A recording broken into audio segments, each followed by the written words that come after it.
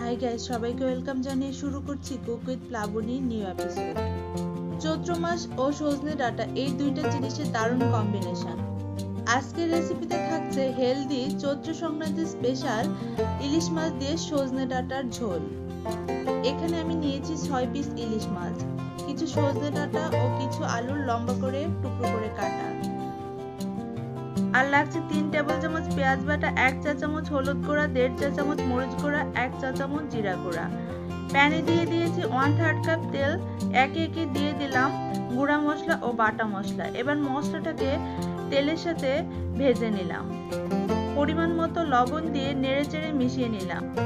এখন এর মধ্যে অ্যাড করে দিলাম সাজনা ডাঁটা বা সজনে ডাঁটা আর আলুর টুকরাগুলো। মশলার সাথে কিছুক্ষণ কষিয়ে অ্যাড করে দিলাম 2 কাপ পানি। আর এই খাবারটা ঝোল ঝোল হবে। একে একে বসিয়ে দিচ্ছি ইলিশ মাছগুলো। এবার নেড়েচেড়ে মাছগুলোকে ঝোলের মধ্যে ডুবিয়ে দিলাম। ঢাকনা দিয়ে ঢেকে 10 মিনিট মিডিয়াম আঁচে রান্না করব। ফিরে এলাম 10 মিনিট পর। আমি ঢাকনাটাকে উঠিয়ে নিচ্ছি।